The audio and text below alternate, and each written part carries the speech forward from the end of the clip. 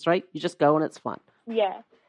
Just dancing. Yeah. So, what do we got coming up this week? Anything fun going on? Tomorrow there's a show at Citadel House for Mark Bragg. Right. That's tomorrow. Yeah. Yeah. That'll be a good one. He's won all the awards, like Music and L Awards. He cleaned up, and I've been listening to a few YouTube videos and stuff. I've never seen him before. Very good. I think he'll be a great show. Still haven't. Go ahead. He reminds me of Ben Kaplan in the way he sings and approaches the stage. Just very theatric, kind of dark. I like Ben Kaplan, so I haven't decided yet if I'm going to make it to that show, but I'm going to try. This time of year now, the budget is a big consideration, right? So I understand. It's just like, it's just, you got to keep that in mind. And with 4 kids and 3 grandchildren and 2 step-grandchildren and people to, buy Christmas gifts for, and then, all the other things, like there's Christmas shows, but I may, we shall see. And then we have, what else do we have? Mark Bragg on the 24th, Ian Foster and Nancy Hynes CD release at Citadel House November 30th. 7:30, right? And then also they're in Gander on December 2nd.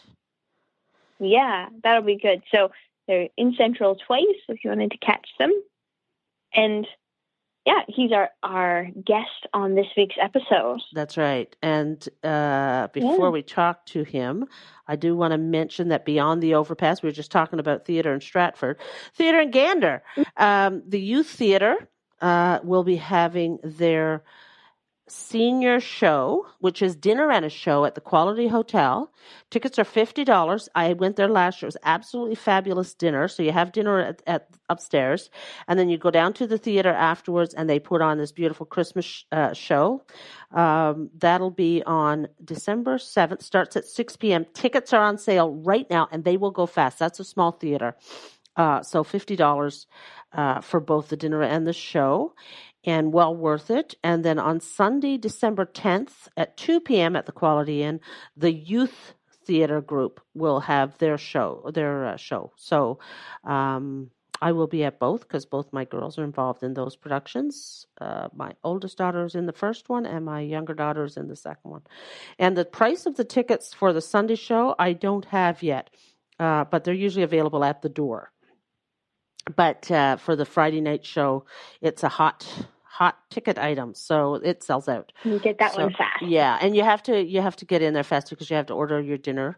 Well, the dinner is set, but if you have special requirements, if you have dietary requirements too, you have to let them know. What is the dinner?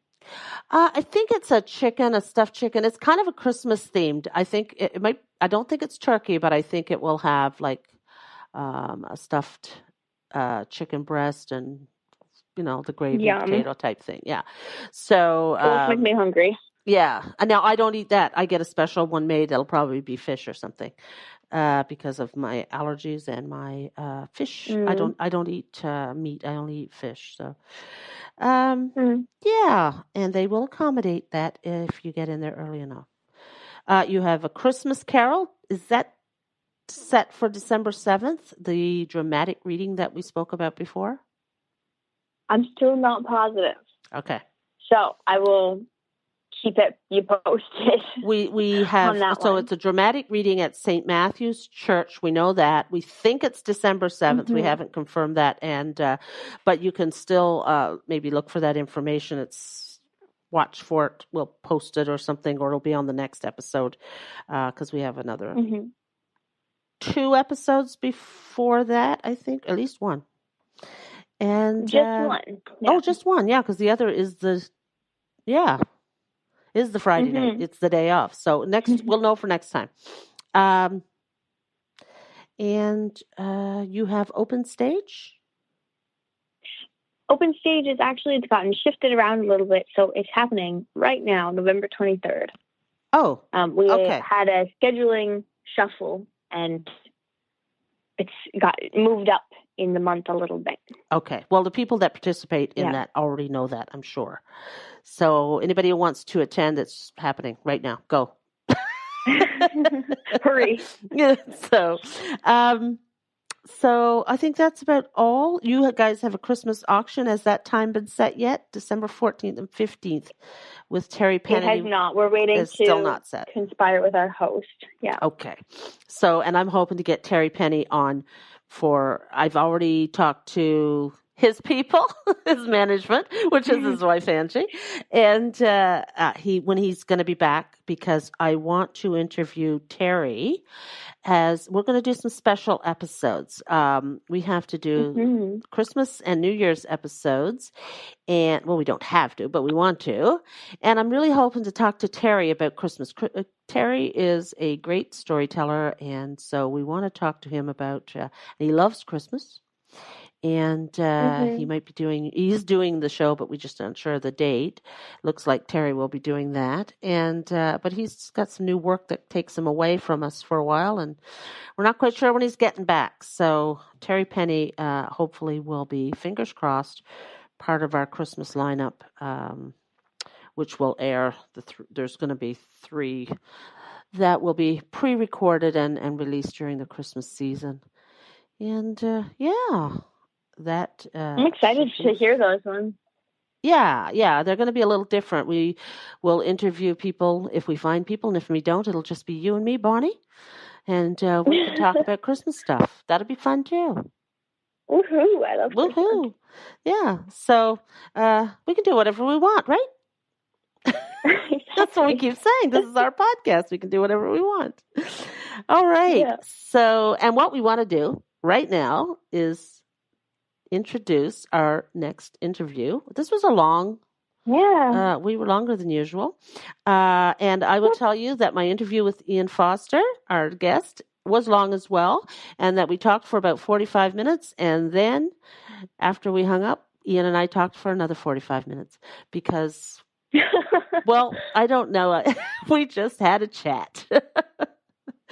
So I can't sing, but it's like a choir, you get someone on that you're like-minded with and you have a lot in common. And so you just want to talk to the choir some days. So Ian and I are in the same choir when it comes to creative works and arts and that kind of thing. Singer-songwriter, wonderful performer, and inspired my book that's coming out in 2019, a great deal of my book that's going to be released that has no name yet, was inspired by one of his songs. So, without further ado, let's listen to what Ian has to say.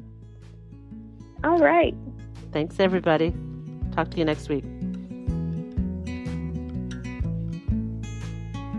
Good morning, Ian. How are you doing? Good morning. How are you?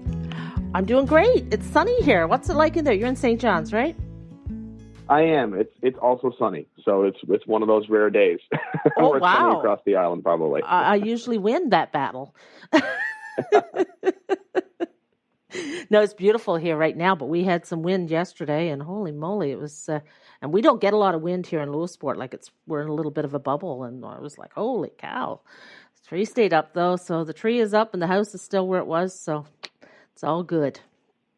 So what have you been up to? It's that. Well, making a Christmas record, actually. That's crazy. Yeah. I've been basically the funny thing about Christmas records is that you start them in the spring and summer to have them out in the fall. So we just wrapped a couple of weeks ago on the master and sent it off to manufacture. And it was the end of a journey that started in April and led to, getting into the Christmas spirit while sweating it out in a summer studio in shorts. It was a funny experience. Yeah. Have you been talking about this for a while, about doing a Christmas album, or am I just imagining that? Is this something that's been on your mind? Yeah, we've been thinking about it. Each year we sort of have that discussion around that same time. You sort of getting into, thinking about that period I just described, that sort of spring to have it out in the fall kind of thing. Right. And it just wasn't the right year. And last year was my last release, Sleeper Years. And so this year there wouldn't be a release, so it seemed like good timing for that. And there seemed to be the time this year to do it between tours. And it just seemed like the right time. Good. And so you start thinking about this in April, and you're recording in July, August? Is that the general? Yeah. Well, I mean, starting pre-production in April, and probably doing some of the basic bed tracks in May. And then I think the core of it was June and August. That's when most of the records got tracked. I was on tour all of July. I mean, it was a really fun project. Nancy is, I'm a Christmas fan, of course. I don't know too many people who really aren't fans of Christmas in one way or another, but Nancy is definitely a bigger Christmas fan than I. And so, when we started this conversation, she sort of said, I think we should do this, but we should both pick the songs. And so we just sat down and made our own list separately, put them together. There were a lot of similar songs on it. And we started with this kind of very long master list of just the only requirement was Christmas songs we liked from one reason or another, whether that was really just enjoyed it from our childhood or thought it was like silly and fun, but in a good way, whatever it was, we just made the list that way. And then we pared it down to 10 songs that we loved from that. And I wrote 2 more during the process for it to round out the 12 songs. And so from a flow perspective, it just all made sense, which also kept me thinking this was the right timing for it, from the moment of kind of the conception of the record and the choosing of the songs right through to the production. It was all fairly self-evident of what we needed to do. And so you record in August, which was a really hot month this year. I mean, summer was crazy this year. I felt like I was back in Ontario. It was so hot. And then you have to get in this Christmas spirit. So you have Nancy to help you with that. She had no problem getting in the Christmas spirit in July and August. And no, she loved it. And the thing is that Christmas, it does give you a new appreciation for Christmas songs, because I mean, we all know the songs, but at the same time, I've joked to a few people that sometimes Christmas songs are a little like the song Wagon Wheel. Like everybody knows the chorus, but if I said sing verse 3, I bet the average person would not be able to do that. I might not be able to do that, and Christmas songs can often be like that. Like Good King Wenceslas is one of the songs that we chose. It's the first track on the record.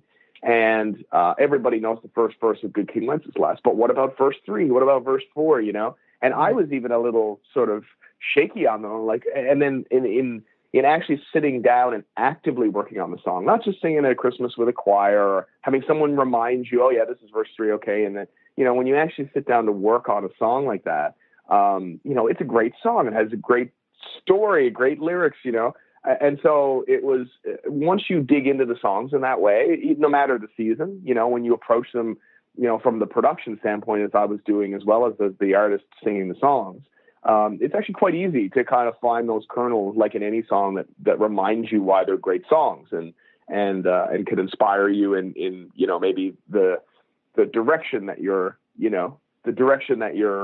supposed to move in for that song or whatever. Now, with all that said, up until July hit in St. John's, we were working on the record all through June, and it was 0 degrees.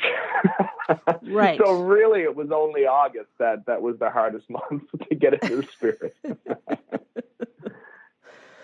Yeah. So I'm one of these people that I love Christmas, but I love Christmas in Christmas. People put up their lights and they're doing it now. Like they're putting out Christmas things and getting ready for Christmas. And I'm like, by the time Christmas rolled around, then it would just seem ordinary. Then it would just seem like I'm used to this now. You know what I mean? Like the anticipation is gone. The whole thing seems to have, but and I've always wondered about people who put it out early, but then I saw someone post on Twitter, I think it was the other day, that who cares if it makes people happy when they put out the Christmas, which is true. And for me, that starts right around the 20th of December and ends Old Christmas Day, right, whatever the weekend is around that. So I put the tree up right around the weekend of the 20th and take it down around the whatever the weekend is of Old Christmas Day, because I always have to do it on the weekend or I'll end up doing it alone. And so, I like it